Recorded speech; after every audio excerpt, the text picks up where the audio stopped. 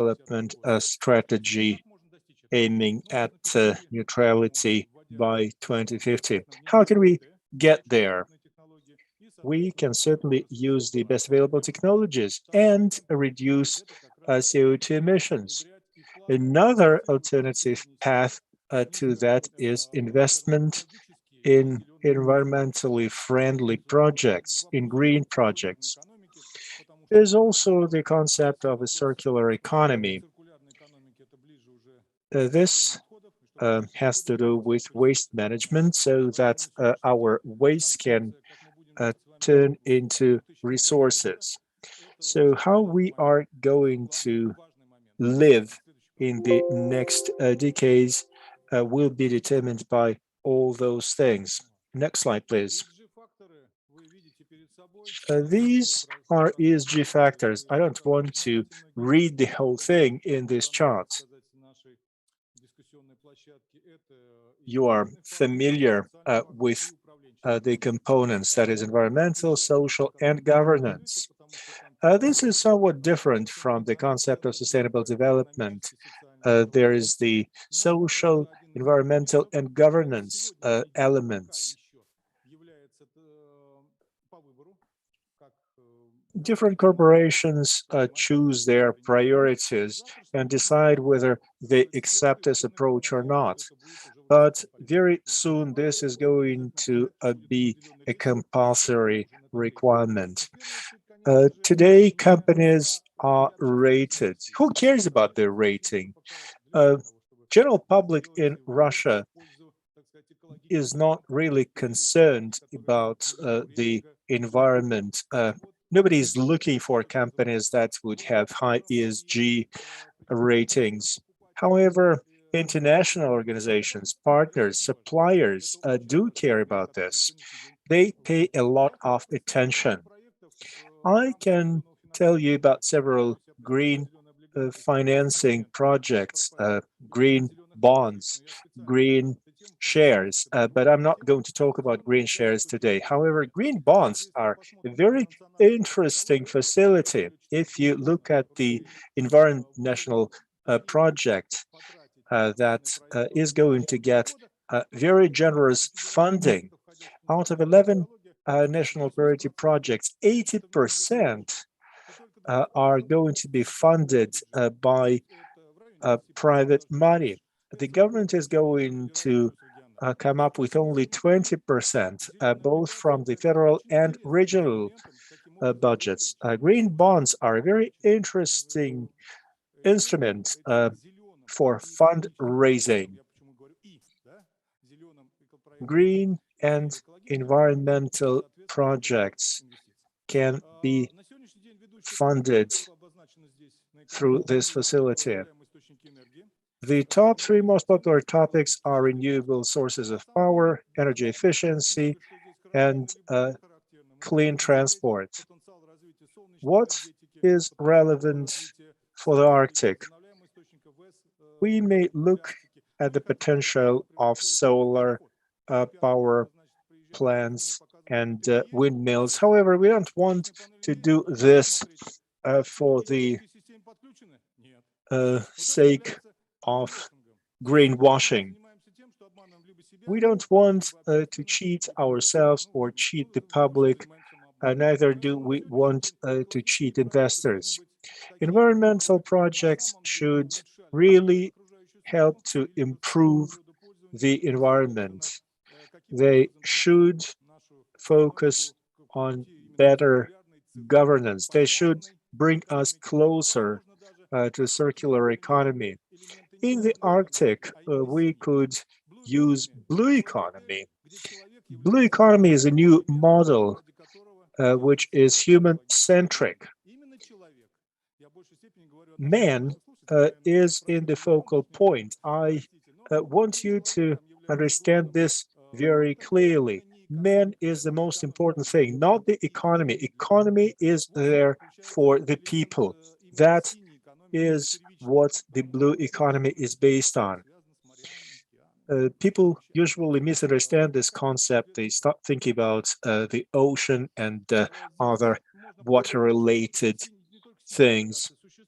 There are blue bonds, there are brown bonds out there are nature-linked bonds. There are all kinds of instruments aiming at zero emissions. Most of our corporations are behind their international peers in this field.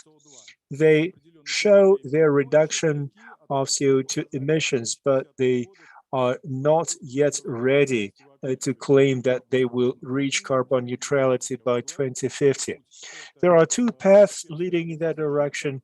One is reduction of emissions, another is investment in environmental projects. There are various criteria that you can see listed here.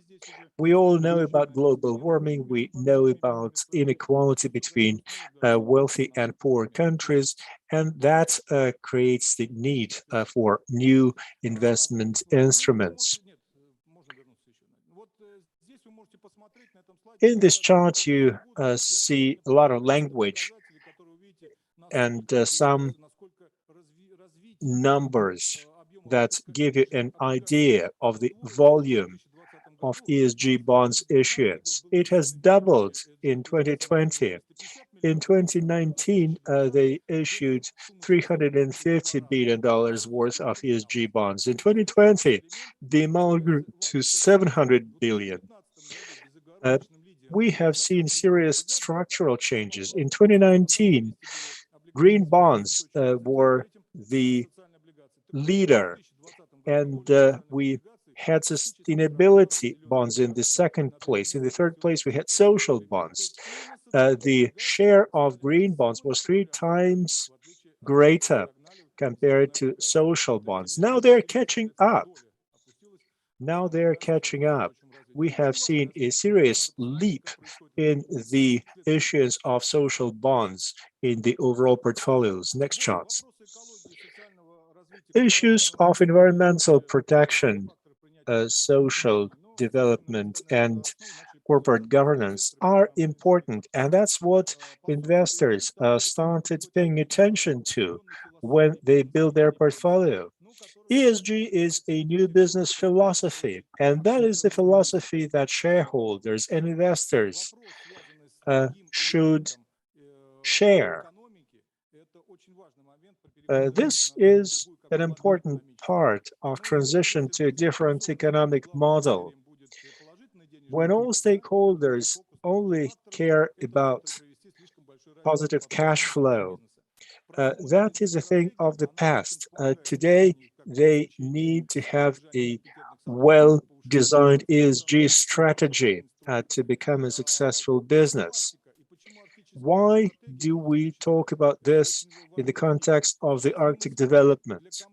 If companies that do business in the Arctic zone, we have projects together with PORA, and we have been developing a polar index and Barents index. We have done some studies at in the region looking for information from companies in the Russian Arctic zone.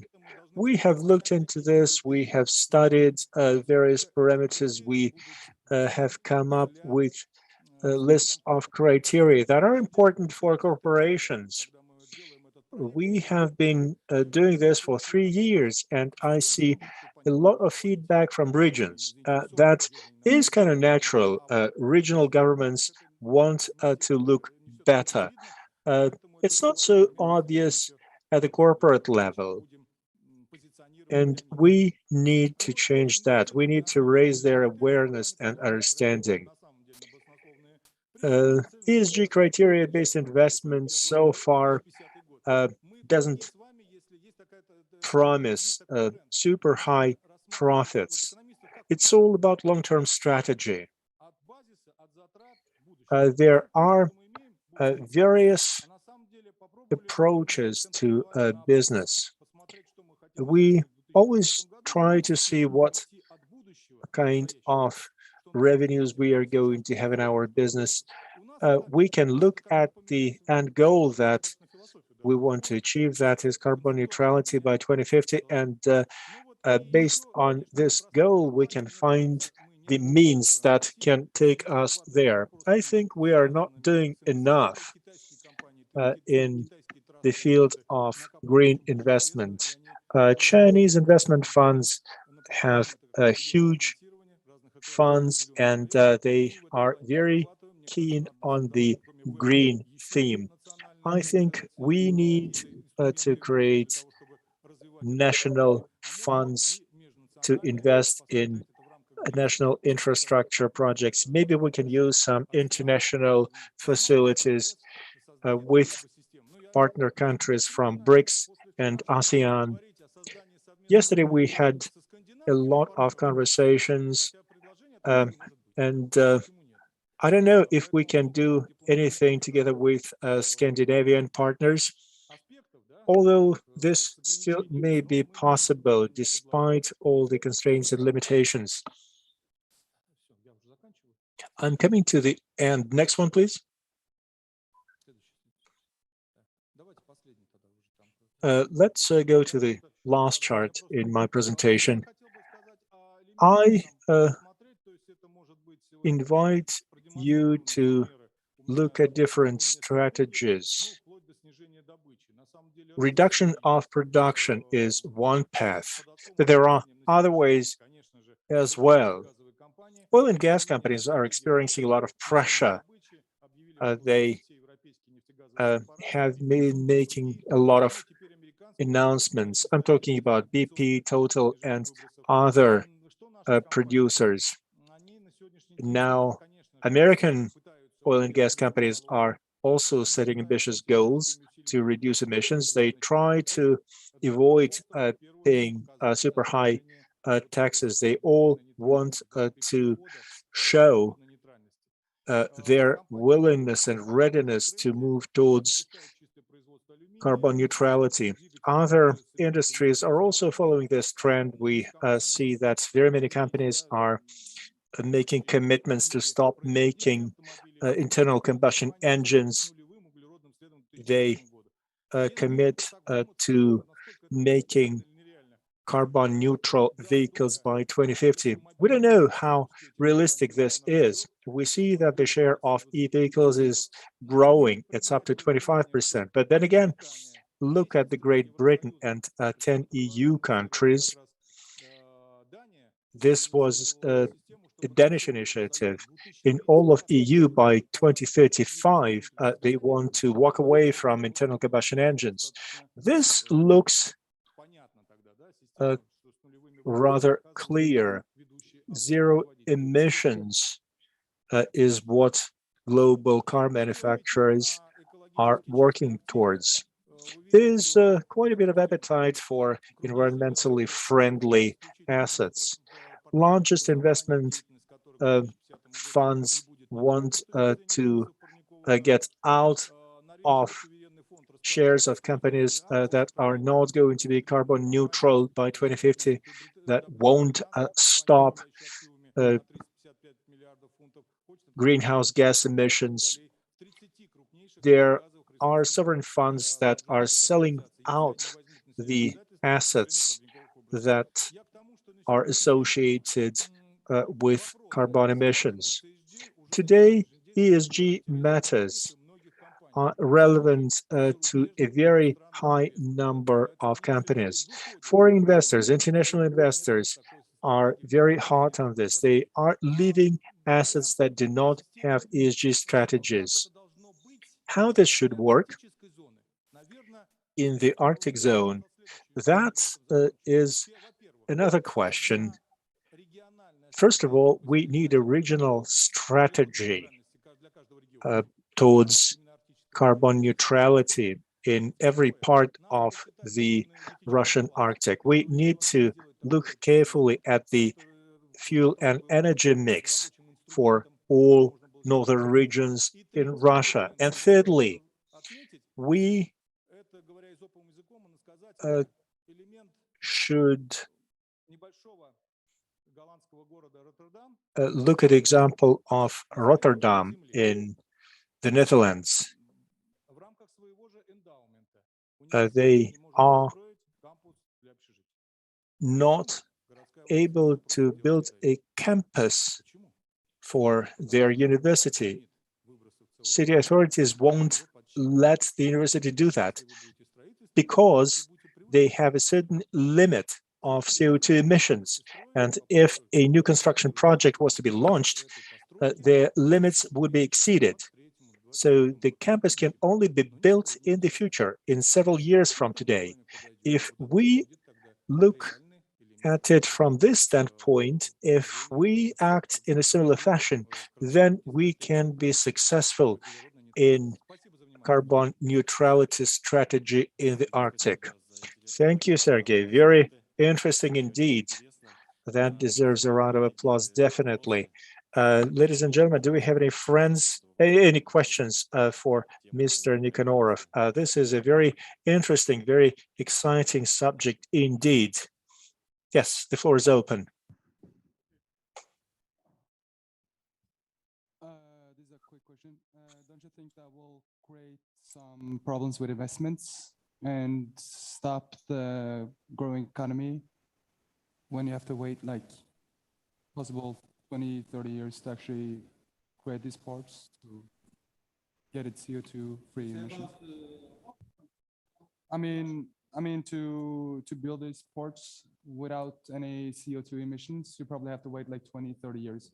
Don't you think that will create like a economic decline and economic cold on the great investments towards the Arctic? If I right understood your question, can I speak in Russian? Can I answer in Russian? Okay. Значит, здесь вопрос был связан с тем, что как к этому компании подойти. So, how companies are going to approach this? Well, there are three concepts, three paths towards reductions of emissions. There's no best available technologies yet that could bring us to the zero emissions today. Emissions and wastes are there. There are three paths. One path is very simple. We can reduce the production volume. We can reduce growth. If we reduce growth, we are going to have less emissions, CO2. Second path and third path are more difficult, more complex. We could use the best available technologies, look for them all over the world, and do your best to deploy those technologies to make sure that you have less CO2 emissions without reducing production volume, without moving less products when we are dealing with hydrocarbons. That is a difficult path, even if you have modern technologies. Even if you look at investment from global perspective, then again, I mentioned green bonds, which may be an interesting instrument. And there is yet another third path that many companies are using. They are looking for green projects. They invest in green projects, and that sets off their CO2 emissions. They still produce emissions, but at the same time, they invest in renewable sources of power. They invest in energy efficiency. They invest in planting trees, and that brings them closer to carbon neutrality. That's their approach. Thank you for your question. Do we have other questions as well? Yeah. I'm Anastasia. Do you think that for the Arctic, this is not going to be a viable proposition? The Arctic is known for production of natural gas and oil. Green initiatives are not very well explored, and it may just not be realistic. The economy of the Arctic region may decline. Well, it's a good question. I have not mentioned this in my presentation because I knew you would ask. The answer is simple. Look at the carbon tax that many countries have introduced. between 25 and 134 euro. Look at the difference, look at the delta. If you think Russian corporations can avoid this tax, if they want to continue to produce hydrocarbons and sell them, if we do not want to lose the European market. And in the future, we are going to see similar carbon tax in the Asian markets, where we also export our products. We need to do the math properly. Look at coal. That is the least clean, and at the same time, it's the least expensive material. With high taxes, coal industry is not going to survive. We have to come up with an arrangement that will work, that will be effective for companies doing business in the Arctic. If we can do that, we can offer that to other regions. If we can do it for the Arctic, we can do it everywhere. And that is the challenging task that we are faced. We are going to lose a lot more in our economy if we just turn away from this. We are going to lose markets. Do we have other questions? Let's take another question, and if we have time, we will give an opportunity to ask more questions at the end of the session. Thank you very much for your talk. What could nuclear power generation do in the Arctic region, and what kind of prospects do you see for this business? Very good question. What is a renewable power source? We do not include nuclear power plants in this definition. We have heard some talk about hydrogen-based generation, but then again, there is green hydrogen, blue hydrogen, turquoise, and you have to look at the definitions. Not all hydrogen generation is really environmentally friendly. I know that there is an approach to that. In Russia, we always have our way. We claim that for us, the nuclear power plants are higher priority compared to solar or wind and other renewables. But then again, you have to do the math. You don't want to focus on political aspects and climate change aspects, although it's important. You have to look at where you have more sun and where you have more wind, how much wind you get at the seashores. We have to calculate all that and analyze those things. But as of today, I can tell you this. 3 or 4 years ago, they were saying that this is going to be too expensive. Today, you can see that those projects become viable. You need to get a calculator in your hands and do the math. I will agree that many people in regional governments in the Arctic regions like natural gas power plants, gas-firing power plants, hydropower plants that have been built a long time ago in the Soviet period. And also they like nuclear power plants that can address all the energy needs in the country, but they are not very supportive, not very enthusiastic about other renewables. However, this is not addressing the goal. That's the situation. That's where we are. We can do that, but it's not going to be recognized as environmental, as green. That's the reality. Thank you, Sergey. Very interesting presentation indeed. Very exciting answers. I think if you have more questions, we can take that offline after the presentations. Now, we have the next presenter, Anna Karpo, research professor at the Nansen Institute. She will be followed by Yelena Kluchnikova.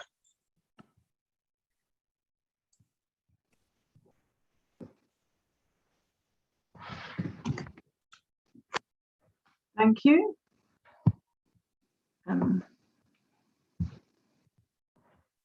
me share the presentation.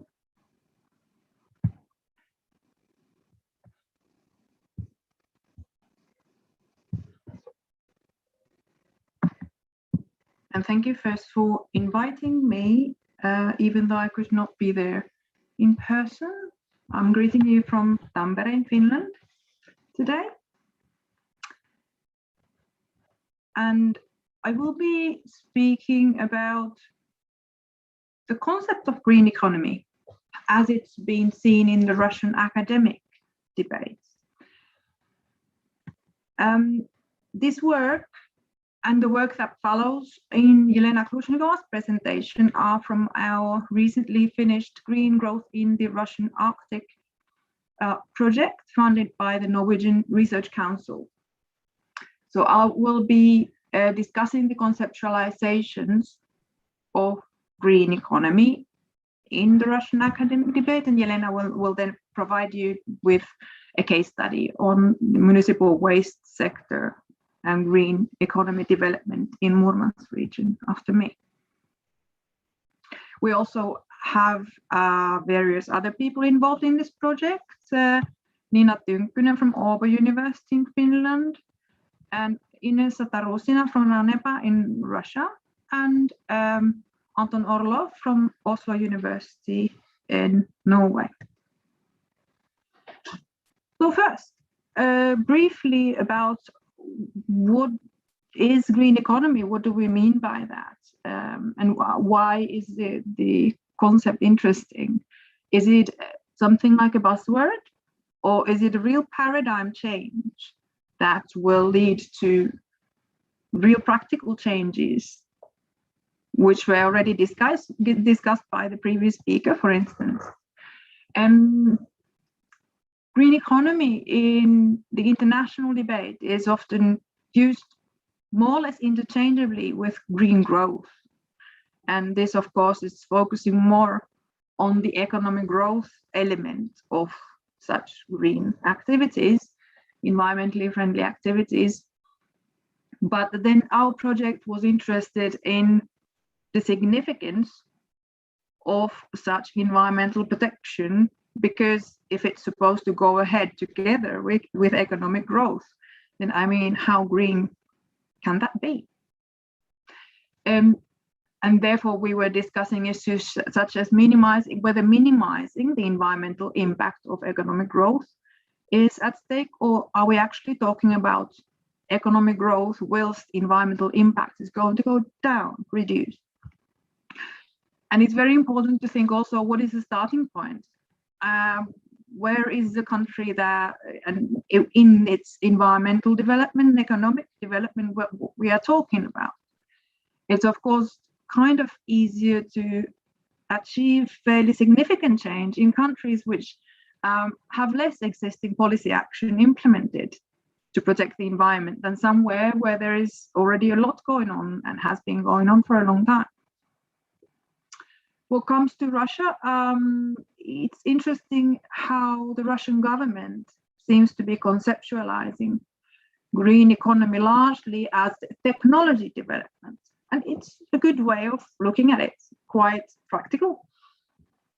But for now, the innovative activity that such technology development would require is unfortunately fairly low level in Russia. There is, and maybe unrelated to, but there is no official political framework for green economy. And when we were talking to people about this couple of years ago, when the project started, many were asking, well, what green economy? Like there is no government kind of guidance or policy on defining this concept. But at the same time, and especially during the last decade or so, there have been many new and improved individual environmental policies launched in Russia, which would be considered to be in line with the concept of green economy. So Russia has been taking steps, but not necessarily like officially calling that a green economy like some other countries have done. So in this research, which will hopefully be published in a journal article fairly soon, if somebody's interested, you can be in touch with me, and once it's out, I can forward you the text. I was focusing together with Nina Tynkkynen and Ines Satarusina, we were focusing on how the green economy is conceptualized in Russian academic debate. One could, of course, study this also wider in the society, or how businesses conceptualize this. But at this point, the material collection was more straightforward in academic debate, and that had not been done before, to my knowledge. Then we were interested in how this Russian academic debate reflects the international conceptualization of green economy and the strength of the environmental sustainability of the concept in the Russian debate. So whether some real measures that would deliver improvements in the state of the environment are seen to be part of it, or whether there would rather be something like greenwash type of approach, which was already also mentioned by the previous speaker. And then we were very interested in the approach of the Russian academics in comparison to the current environmental policy of the state. Would the academic debate be kind of greener, or would it be following the state kind of policy line? Our theoretical approach and methodological approach was to look at themes, thematic analysis. Themes are broad topics or issues around which the codes cluster. So codes meaning when you read different texts and then you find the same kind of issue, and it links to something, people seem to link it to similar kind of topics. So that says a code sort of around a cluster. And we found key themes from international debate for this coding, for comparing the Russian texts to some sort of basic ideas and definitions of green economy. And then there were also two themes which especially emerged from the Russian material, which were not in the same kind of position in the international debate, though similar elements have been there, but they didn't merge the same way. And in the end, we chose 28 academic articles by Russian authors, which were focusing on green economy in the sense that they debated the elements of this concept. So we didn't pick, there were many more good articles which were, of course, discussing issues that are relevant, were mentioning green economy, green growth, but were not in a way discussing the background factors of it. So those were left out. I will now briefly cover the 6 themes that we studied. So the first one, and maybe the most obvious one, was the environmental stringency. So how significant environmental protection was expected to be by a green economy, whatever that might mean. Whether we're talking about minimizing the environmental impact whilst the economy grow. So that means that the environmental impact could even grow as well, but just less than before, or stay where it was. Or are we talking about reducing such environmental impact whilst the economy keeps growing? And this is called decoupling. I'm sure many people in the hall are very familiar with this concept, economic concept. So in Russia, there were, of course, like everywhere, there would be both approaches, both views that economy can be green when the environmental impact is being minimized, and also those who claim it has to be reducing. So both strong and weaker views on the sustainability of this concept. And it was interesting that something like the old UN term sustainable development were also quoted by many academics, saying things like that green economy is something like not exposing future generations to significant environmental risks. This is of course very handy, but the problem of that previous concept of sustainable development was indeed its abstract nature. It wasn't really very practical. and it was very difficult to tell what really should be called sustainable development. And so many things got called sustainable development, and it kind of inflated the concepts. Hopefully, green economy would not be the same in the same situation. In the Russian debate, natural capital came up quite a few times, that the economy depends on natural capital. And that's kind of a departure from neoclassical economics. So it is showing fairly strong view on sustainability by some academics in Russia. But the discussion on this theme, and especially on the decoupling of environmental impacts from economic growth, is indeed still developing in Russia, and was not quite as far as in the international debate. The second theme was the quality of economic growth. And it was about solving environmental problems, whether that pays back or whether the green growth would be bad for the economy. I mean, would also some growth of GDP be lost? This was asked in the questions. I mean, so it's an ongoing question in environmental policy, of course. So the qualitative difference between the current economy and a green economy was recognized by many. And there was quite a green view on this, so that the green economy would be some kind of a new conscience that penetrates the society, like some kind of new approach altogether. And this would be a fairly strong view on sustainability. As I said, green economy was considered as a potentially suitable guideline for reforming the Russian economy. Perhaps this kind of thinking of better growth, if you like, it does fit the Russian debate as far as I've been following it for the last 20 years, because there's been discussion about the need to modernize the economy for a long, long time, and that's widely accepted political goal.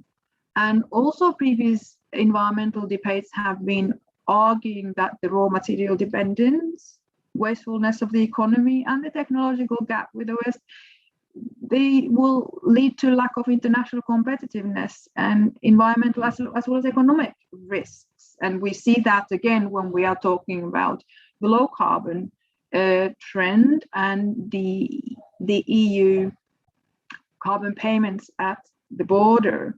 There it will become very concrete for Russia to tap this into a very recent and important discussion in Russia.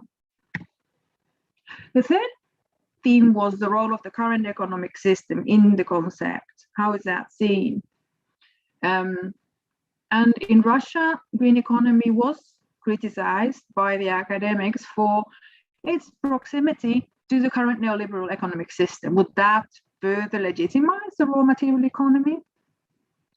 And also the concept was criticized for lacking a functional economic theory or a model. I mean, how could a green economy be achieved in practice? Very good point. But there was very little questioning of the green economy's potential to solve environmental problems. International debate is much kind of more active on this topic. In Russia, the double, triple benefit approach, so that there will be environmental benefits and economic and social benefits as well, was quite commonly quoted. And also some academics were calling for some new approaches to measuring well-being beyond GDP. This is also quite typical in international debate, so that was in line in Russia. The fourth theme from the international debate were the social aspects of green economy. And here, the way we looked at it was whether the discussion was very much focused on just generating green jobs, or was it wider, also taking into account other kind of social development, poverty, equality, and so forth. And in Russia, the focus was very much on human capital, so supporting science and education, and building Russia's very good potential in human capital. And this would be considered as a strong sustainability element. because just focusing on the jobs would miss elements of sustainability. There were actually quite little about green jobs in the Russian debate still, and that might be just quite early stage for the Russian debate.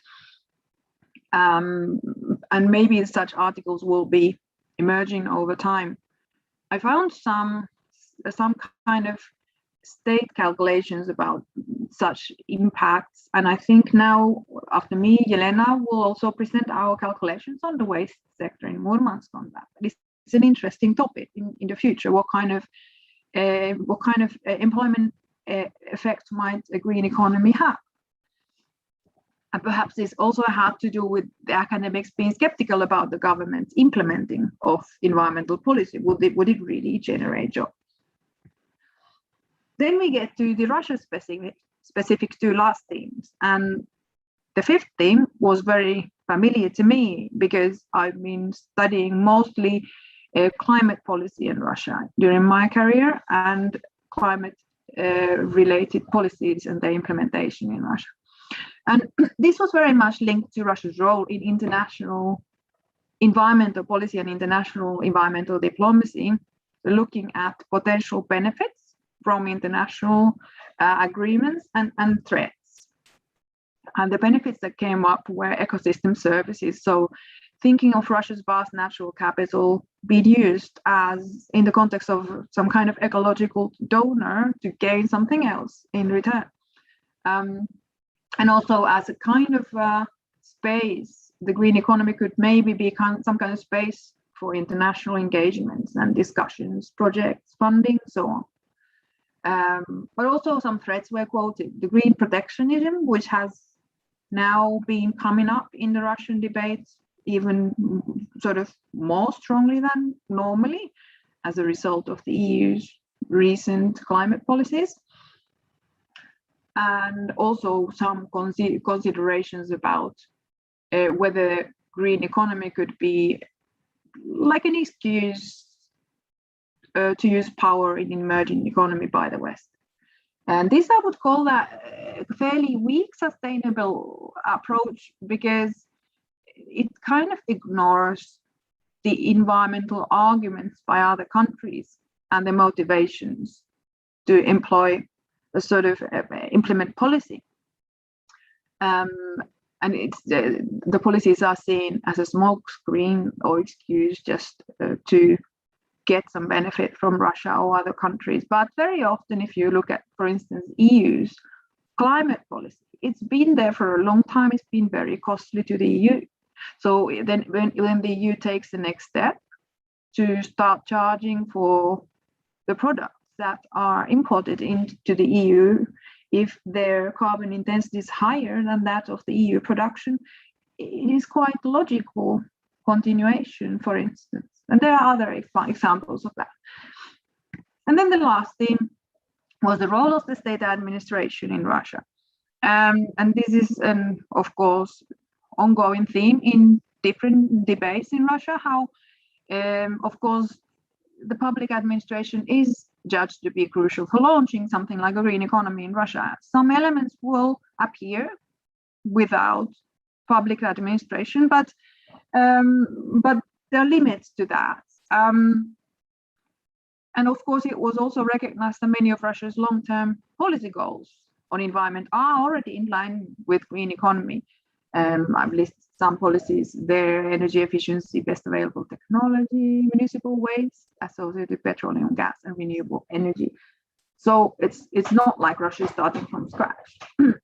But the effectiveness of the state administration in implementing environmental policies and setting them up, regulating environment, that was criticized quite heavily by the Russian academics.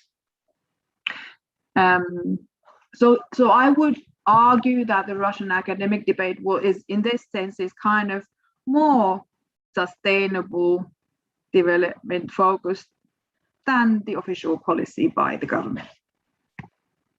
And this I won't really go through, but just to show you that there were so many ideas by the Russian academics on what could be considered as an element of green economy or green growth. So financial measures, public administration related measures, innovation, modernization, circular economy, awareness raising. There are some sources. If you're interested in articles, again, you can approach me. About 2/3 were in Russian. A couple of them were in English by Russian authors, mostly from Russian organizations. And just to conclude on the concept of green economy, it seemed like the Western green economy things, they were a good skeleton for looking at the Russian discussion. That made it interesting as well. And the discussion was not so very unlike, but the debate is clearly developing in Russia on the academic side. And some more work is definitely needed to also support the domestic developments. And the strong sustainability element on this discussion level, it seems to dominate. But since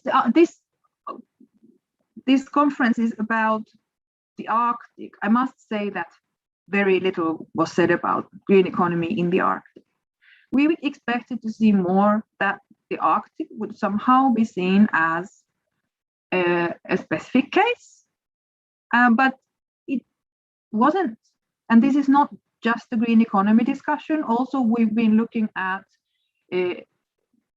adaptation to climate change in the Russian Arctic by Russian companies in another project. And also there, the Arctic doesn't seem to arise as a specific area or specific focus, even though maybe it should.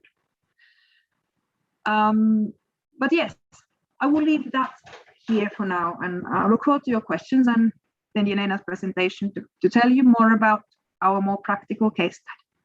Thank you.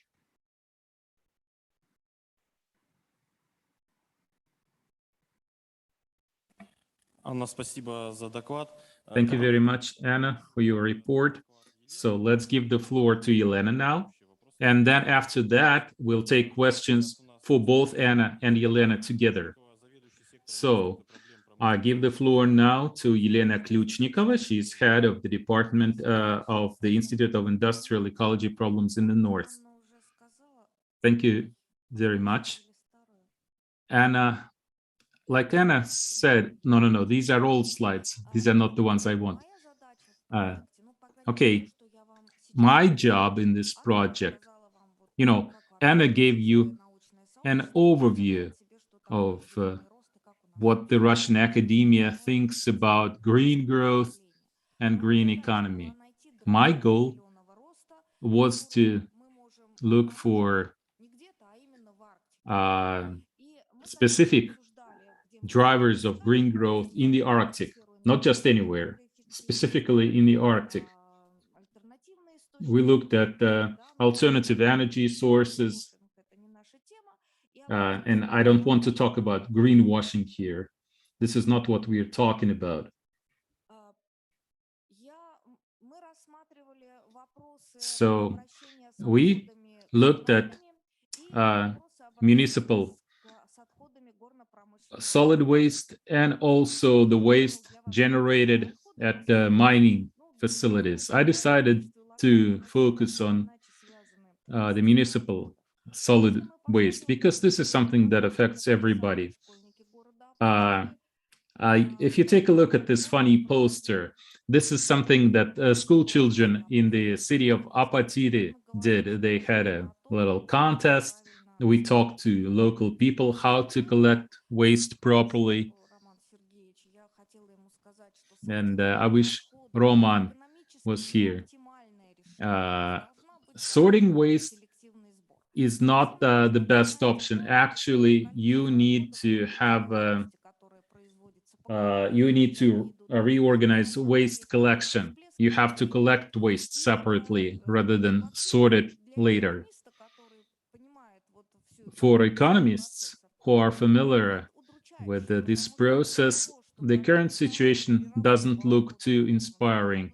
In order to recycle waste in Murmansk, we don't have enough waste actually generated in Murmansk. And this region is pretty compact. If you take a broader look at all the Arctic, there are small towns.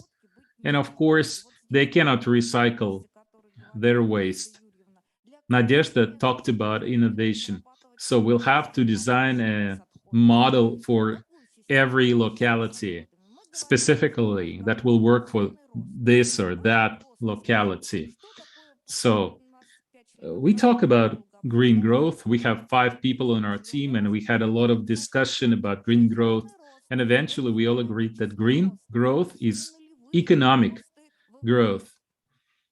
It's not about having a flat GDP rate. No, it's economic growth, but at the same time, there is marked improvement of the environmental situation. And we in Russia, we always look for the government to adopt some laws or regulation. Nothing will happen unless the government does something. No, the green economy is a kind of umbrella, but you in your specific place should think what you can do here and now to improve the environmental situation overall. This is truly important. In addition to reviewing publications, academic publications in Russia, we also did interviews. We talked to people who work in the mining industry, geologists, economists, energy engineers, environmental specialists, etc. So out of all of them, there was only one person, and he has a doctoral degree. Only one person could tell me what green economy is. Other people, they have no idea. Of course, they know they should care about the environment, but they don't have this concept that the economy should, on the one hand, generate revenue, and at the same time, it has to be green. All these people involved in the mining industry did not have this idea, did not have this concept. So there is not enough waste, so waste recycling doesn't make sense. Until recently, we had this widespread practice of taking municipal solid waste to landfills, dumping, and this results in greenhouse gas emissions, air pollution, attracts birds, and it's a tremendous waste of resources. So why can't we do things the right way? Anna had a slide about regulation in Russia. Let me tell you, there are 2 approaches in Russia at the regulation level. There is the federal framework nationwide, and according to this framework, each province has to design its own mechanisms. So Murmansk has its own mechanisms. We have a program, we have a roadmap, we have a local government decision to collect waste separately. We have instructions for our waste operator company. We have very clear local guidelines. What needs to be done? We have all the deadlines. We have the roadmap for reorganization of all the landfills. I think by 2025, no, but 2023, the last landfill in our territory has to be reorganized, recultivated. So we have to get rid of this waste, and we are very lucky, we are very fortunate, because we have a waste treatment facility for burning waste. Like I said, we don't have much waste, so either we have to accumulate a lot of waste and then take it to St. Petersburg, but you understand how costly this might be. But we are fortunate to be close to St. Petersburg. If you're in Salihard, what are you going to do with your waste? You're not going to move it all the way to St. Petersburg, right? So it has to be loaded, packed, and recycled. I'm talking about metals, non-ferrous metals, stuff like that. And in addition to paper is another kind of waste. And we've got a railroad, right? So we can take our paper waste to a local pulp mill, but we need to accumulate a good amount of it first. Okay, so That's how the system operates. Our investments. We have an operator company. This started in 2013. This started in 2013 and went on until 2017. We had this debate where this technology park will be located. Local people initially thought this is going to be another landfill, so they were very much opposed to this new facility being close to where they live. So it took a lot of discussion, a lot of convincing to persuade them that this is not just a landfill, this is a waste treatment plant. So eventually we were able to convince local people, build the plant. We got the investment. This is how it works. I took this diagram from the website of our local waste treatment operator. One thing I want to criticize them for, they're not sure how to handle organic waste. You have to turn them into biohumus. Then you have to capture carbon dioxide, purify this air, and they're going to do that. They say, we're just about to get a license for some kind of smart technology, and then we'll do that. No, don't forget, you're living in an Arctic territory under harsh climate conditions. You need to pick other kinds of microorganisms that work well in Arctic conditions. You have to consider what kind of waste you have, what you can do with this waste, how you need to set up this kind of technology. And there are countries who know how to do this, like Norway. They have a very wonderful company in one of their cities, and it's just 4 people working for this company, but they know how to process this kind of waste. And I hope that one day we'll have something similar in Russia. Now, we're talking about green growth, right? So on the one hand, we need to improve the environment, and we'll have that because we'll get rid of all the landfills. But we should also have the economic component, right? So we should be able to sell some. Anna mentioned green jobs. Currently, they have 120 at the technology park, and once they finish construction at Kandalaksha, they will add another 80 green job. So one more member of our team calculated reductions in greenhouse gas emissions once Murmansk completely adopts the new model for waste treatment. Just take a look at those minuses. Minuses means there will be a reduction in greenhouse gas emissions. Just take one more look. This is a diagram showing composition of waste. So what kind of reduction we'll get. And the last slide. So government policies are all wonderful. We have all the necessary government regulation in place. And I don't think that Murmansk designed all those documents on itself. I think they borrowed something from other regions. So I think the situation in other provinces is quite similar. So we have everything we need at the level of government regulation. But still, there are some problems. There are some issues, right?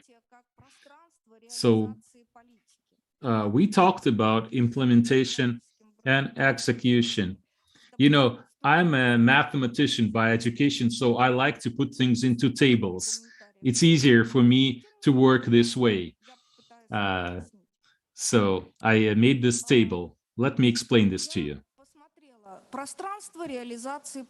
I have looked at the space for the implementation of green policy. We have the legislation.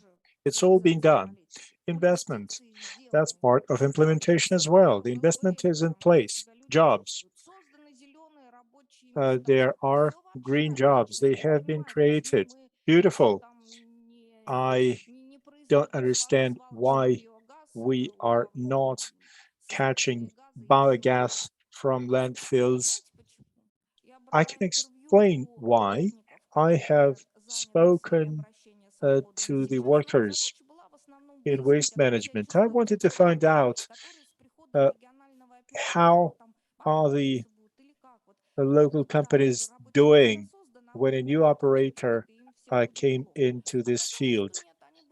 And the workers told me that those companies have made adjustments to their profile of operation. They are now moving wastes. Nobody told me that they had reduced the number of people in their employment. In fact, there was this one company that had to hire extra staff because of more accounting work. I have asked them about practical things. I asked them if they were aware of the green economy and green growth concepts. The best answer was, we don't have this in our contracts. We don't have this language in the job description, in the rules. Don't ask. And that brings me back to what I heard Anna say. This green growth should be everywhere. This is economic growth associated with significant improvements in the environment. When you develop a new technology, management technology, processing, recycling technology, production technology for oil and gas, you should think that this is a path towards economic growth, and this means significant improvement for the environment. This is a list of publications that you may look at. And once again, greetings from the town of Apatite. Thank you very much.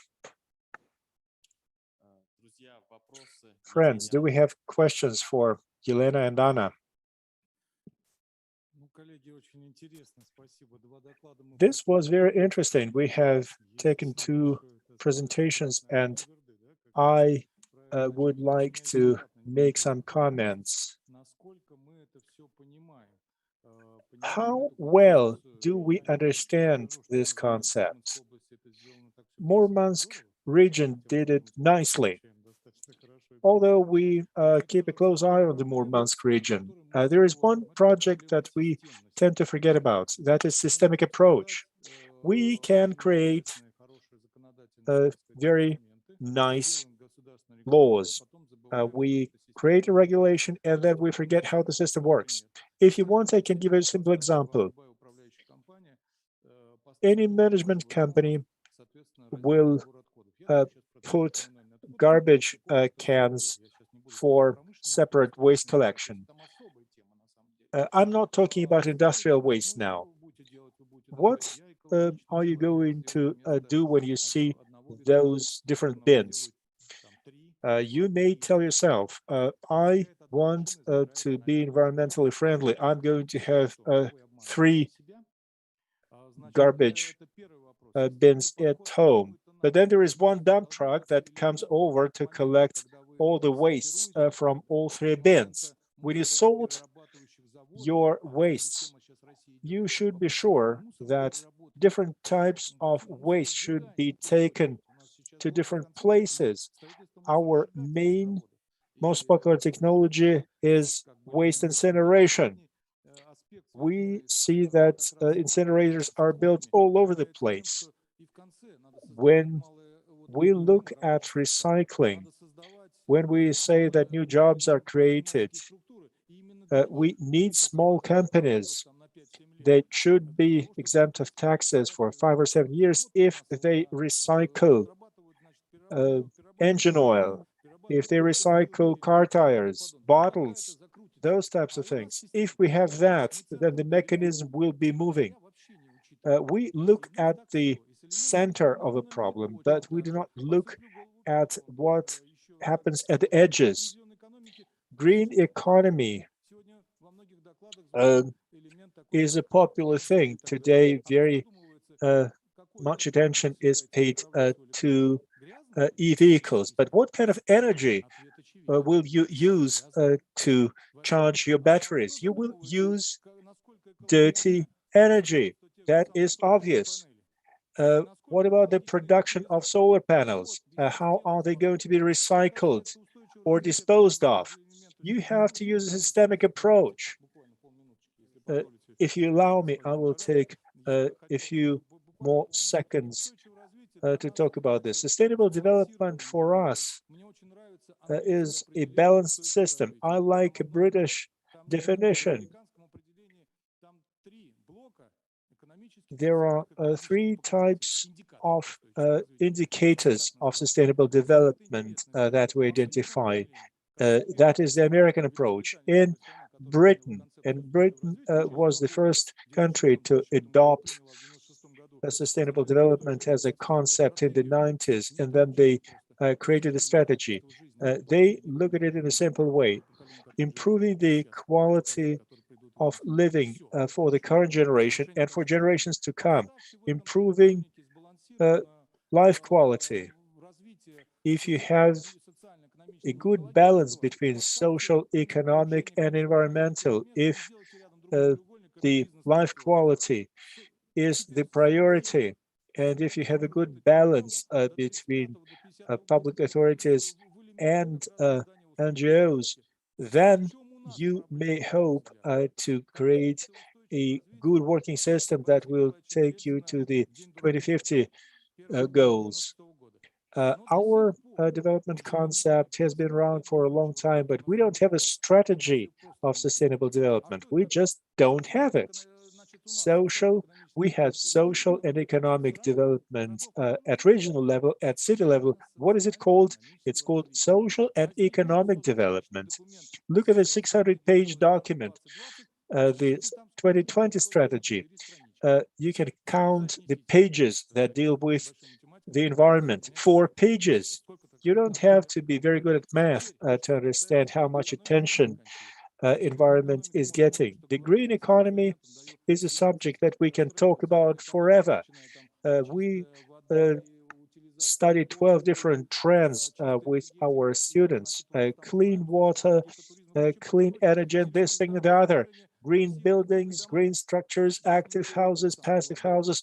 That's not the point. The bottom line is the green economy in Russia will not take off as long as we don't observe 3 main principles. The first principle is not what we have been talking about all along in this green economy session. That is better income level for the people. If we don't offer people that, it's not going to work. Secondly, reduction of the poverty gap, reduction of inequality, and only then we can hope to achieve our objectives. Thank you. Well, I don't think I need to give an extended response to that. I talked about wastes and waste management. This is a sensitive and painful issue, and everybody can comment on that. When we look at the waste management in Murmansk area, we can spend at least 3 hours. We have a presentation that we called Garbage or Team Play. This is a really collective game that we are involved in. I can respond to what Anna said. Green growth. Let's change our thinking. Green growth is economic growth accompanied by serious improvement of the environment. Just think about it.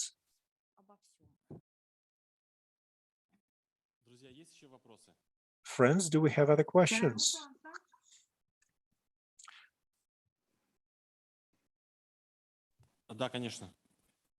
But of course. Go ahead. Can I answer? Yeah. Yes, go ahead.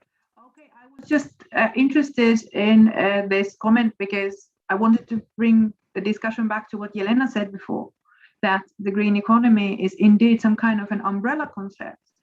And it's true, it has not been embraced, if you like, in Russia as such, but countries can go in different ways in terms of using green economy, the concept, or not, and still do well with environmental policy. So, of course, this is not to say that environmental policy in Russia would be sufficient, but the green economy is just one way of like approaching or looking at the question also. Thanks.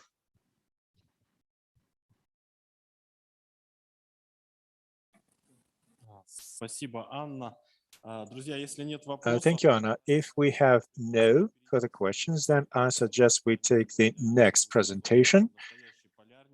We have Evgeny Rashkovsky with us today. He has been a member of many expeditions on Arctic islands. Hello and good afternoon. Thank you very much to the previous presenters. This was very interesting in many ways. I felt like asking questions and making comments.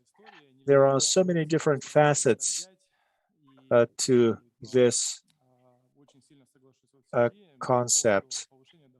I agree with what Sergey said regarding the income growth. Our organization has launched an environmental expedition in the Arctic, and we have seen this many times. You look at a person there and he could care less about the environment. He doesn't have firewood to heat his house. Let me reduce the level of tension, and I want to show you a short video, if we can do that. I invite you to look at this video. We call it Volunteers in the Arctic. This is going to give you an idea of the work that we did on the Belly Island. This was a video that we made to show what volunteers, what an NGO can do. We've been active since 2012, then we were once again registered in 2014. Can you play the video now, please?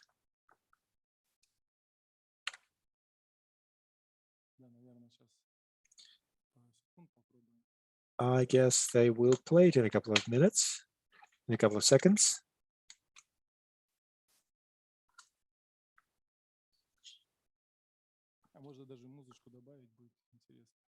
If you turn the volume up, that will be nice. We have a little bit of music there. We have collaboration between the authorities, business, and science. It says Yamal.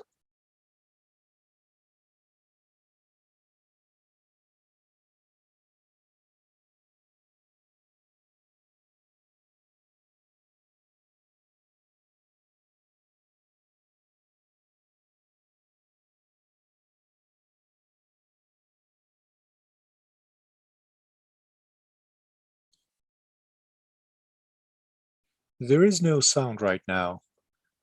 It's either the video or something else, but no sound at all accompanying this video.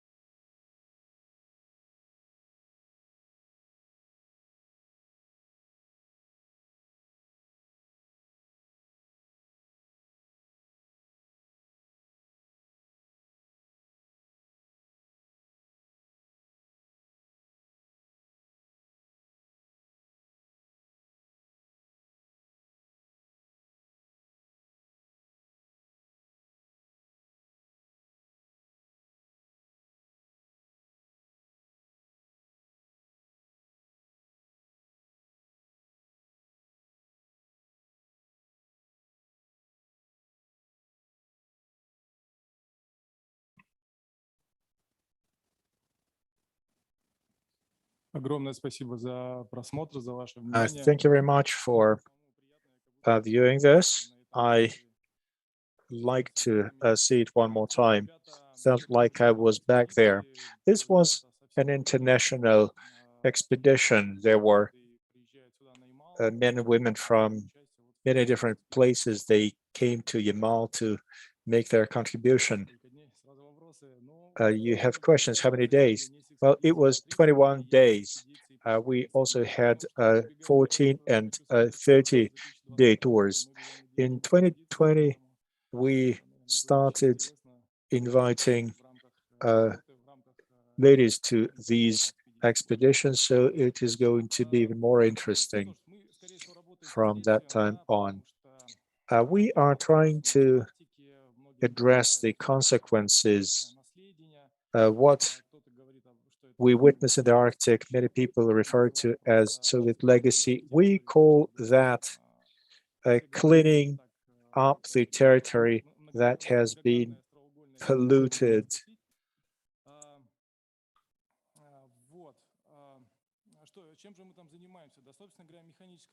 What we do is mechanical work, removing waste at Belly Island.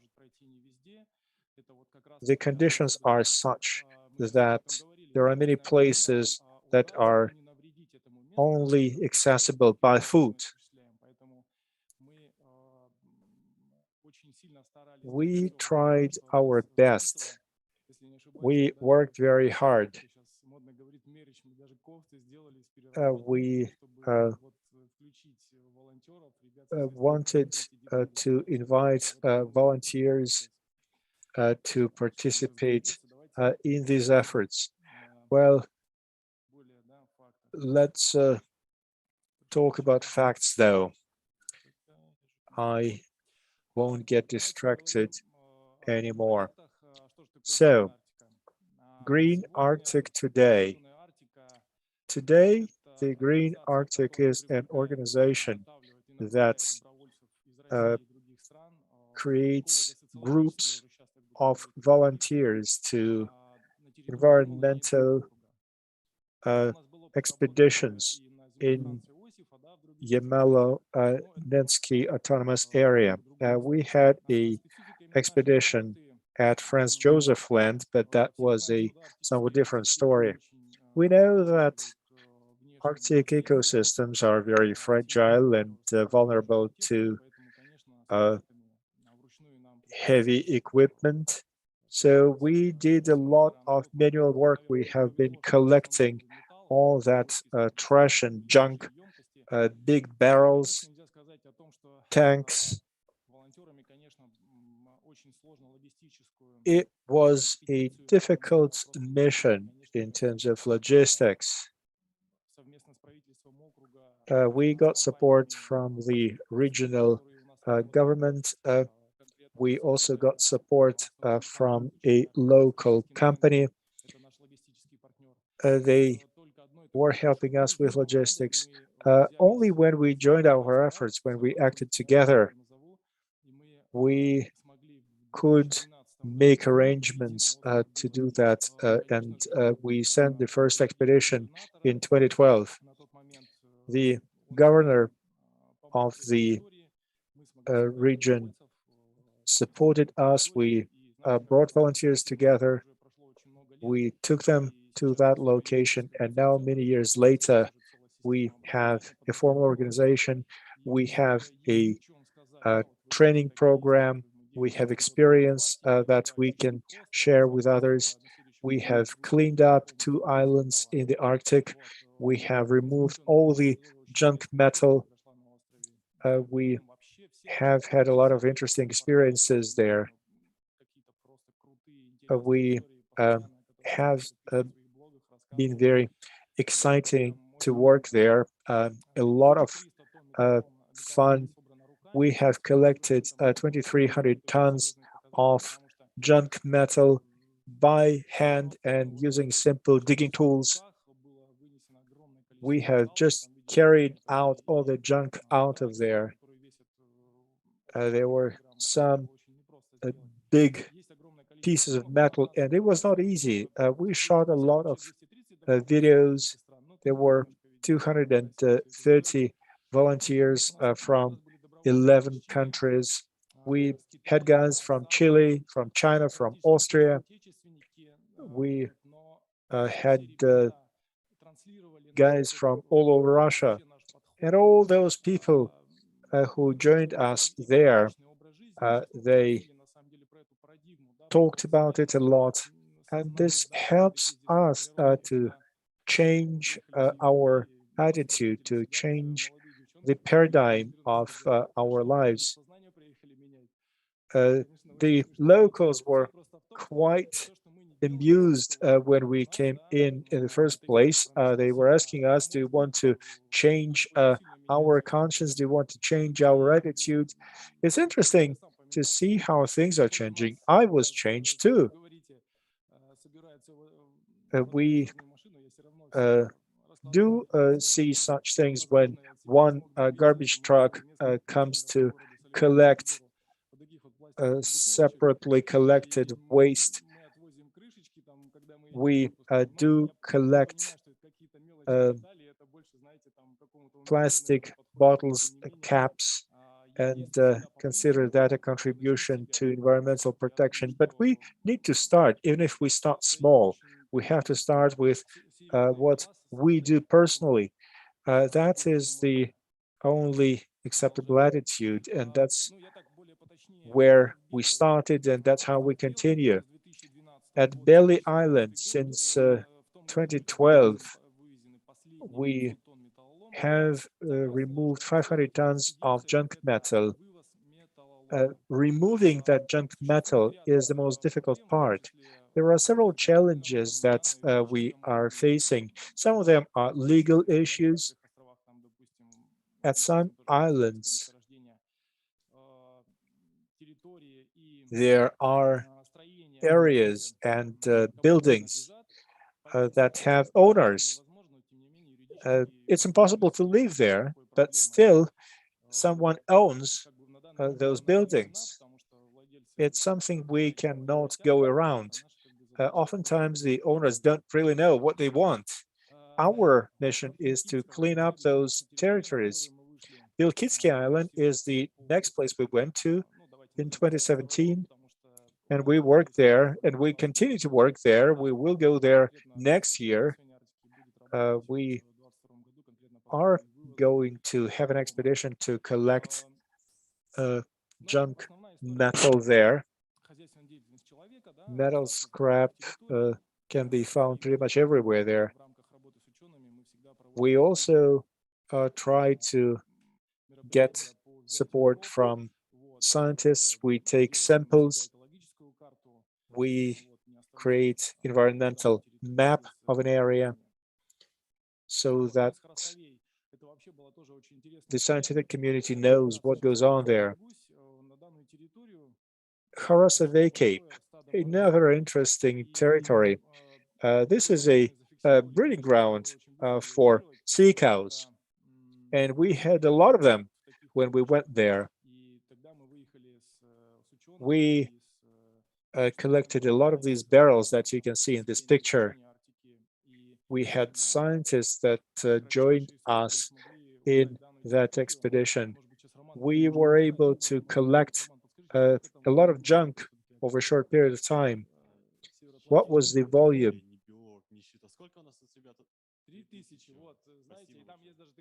3,000 barrels. One of the volunteers thought that this was the greatest thing. We are an eco-sociological initiative. We are cleaning people for those islands, and many of them have no residents. Only the polar bears were there to witness what we did. Here you can see a number of girls.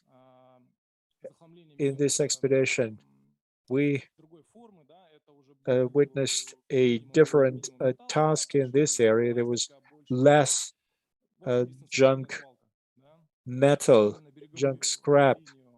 But there was a lot of trash, a lot of garbage along the banks of the river. We had several lines of work. We have invited a number of locals, people who live in the region.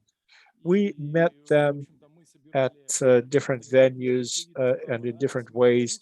On the right-hand side, you can see those bags with trash. Bigger trash was collected differently.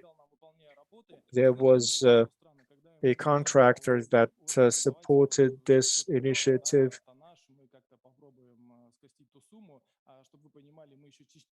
We had to pay for removal of this trash. So this really was quite expensive. And yesterday we met with the local governor who said that we need to remove a lot of wastes from those islands, and there is no way to make it profitable. Even if you sell scrap metal, it's always a very expensive venture. In our work, we have been getting help from sponsors that assume some of the costs.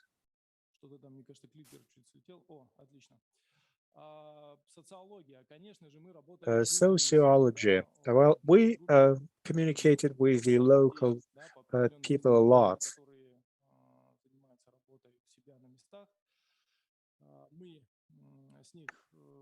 We have asked many questions. We asked the right questions to understand what goes on in the area, what people are looking for. This is a settlement of the indigenous people. There is a Nenets population, and that's also something to talk about. Those locals have no place to take their waste to. And that is another challenge. We have tried to make the local settings more comfortable. We have made benches, we have made recreation places in comfortable areas, some areas for young people to spend time. So on this slide, you can see how we separated into three categories: urban development, social issues, environmental issues. We started this in 2020, and we believe it's a promising area of work. We'll continue visiting these remote places. And it's truly important. It's important to us, it's important to the local authorities. So we have plans for the next year, 2022. We'll do another expedition to the same village, Seyha. And we also have a few other places we're looking at where we want to put our volunteer experience to good use. And of course, we do need education. We have a training program for volunteers that we launched in 2020. It significantly improved the quality of our volunteers. I mean, we gave them new skills. When we go to work in a particular place, we need social scientists. We need people who know how to work with the media, because we have a lot of contacts with the media. So we always recruit our volunteers based on certain criteria. So this training program really helped us. We build our core team. We receive a lot of applications. You can see here on this slide that we've received over 500 applications. Overall, about 680 volunteers took part in our programs, many of them several times. So even those who were not able to join our expeditions, they're on our waiting list. We stay in touch with them. They still got some very useful knowledge under this training program. Actually, one of our speakers gave a lecture at our training course. It's really important. We are really grateful to him for doing that. So this slide shows our methodology.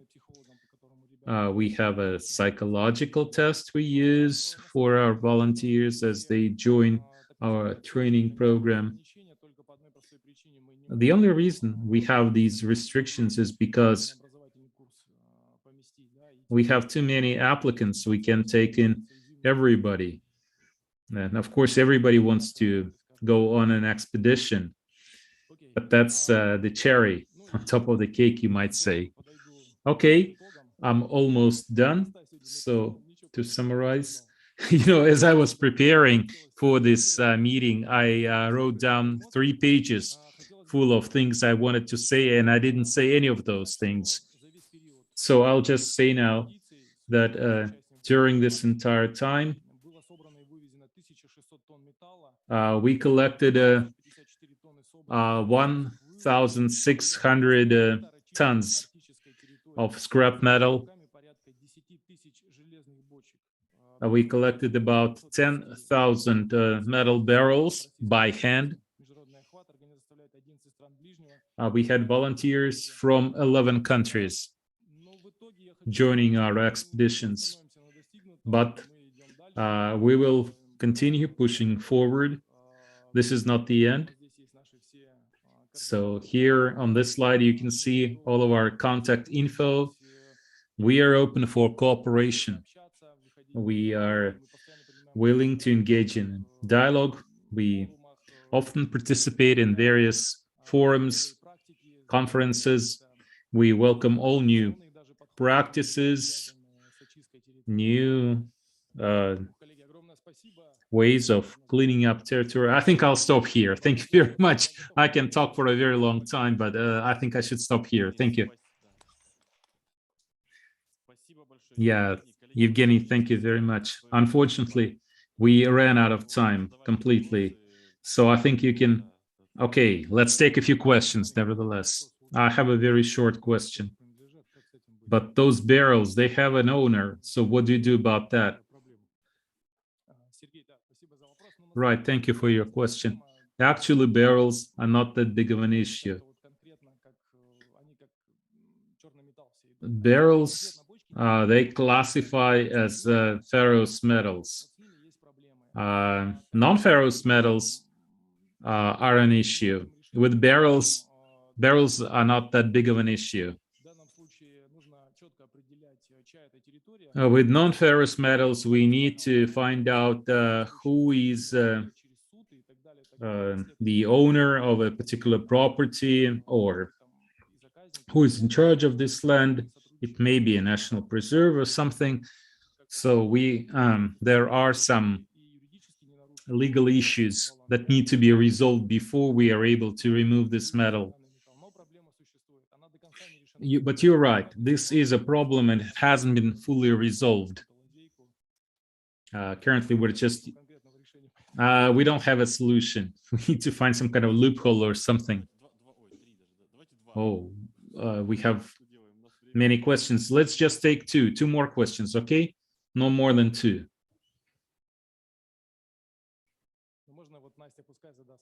I'll let Anastasia ask her question,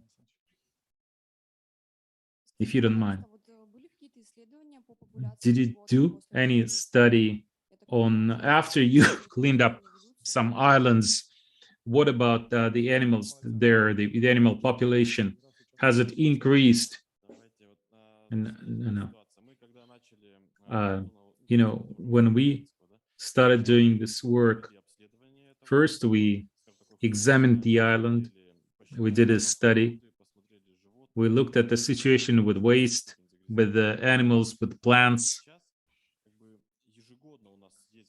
Now we have annual expeditions, and we need to know what the situation is like, whether our cleanup activities have any effect.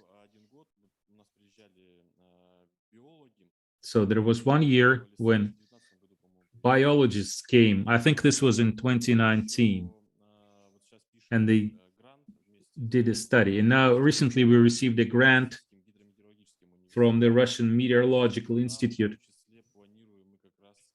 And as part of this grant program, we plan to do counting for animals. That place that was covered with old barrels, now it's just green grass there. I think, yeah, this is called technical recultivation. Okay, I think this is it. I would like to thank all of our speakers for interesting reports. I would like to thank the audience for their attention. I think, does anybody wants to say anything in conclusion? Let's be friends. Let's work together. We will do our best to help you in your initiatives. Let's do something together. Yes, let's do it. Absolutely. I said, Mr. Ivanov has joined one of our expeditions, so we want to make the Arctic clean. Let's work together.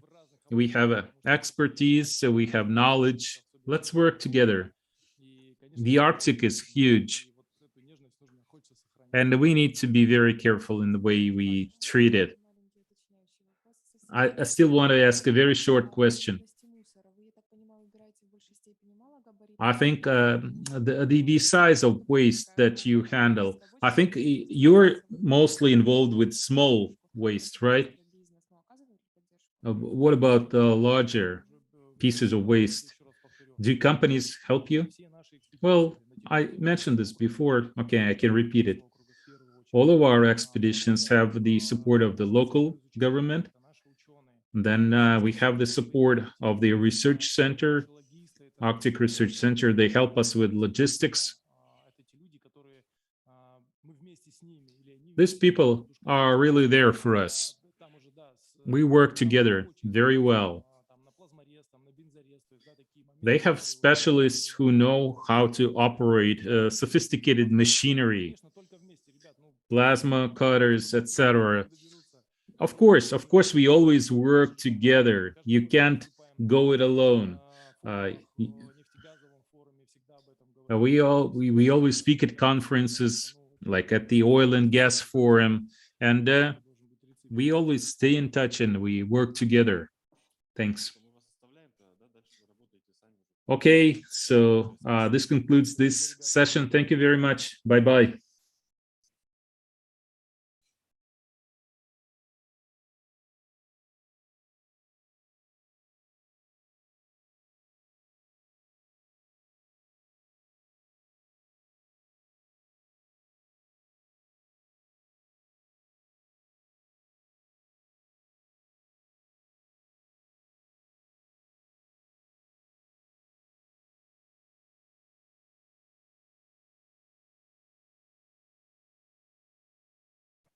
Guys, a minute of attention.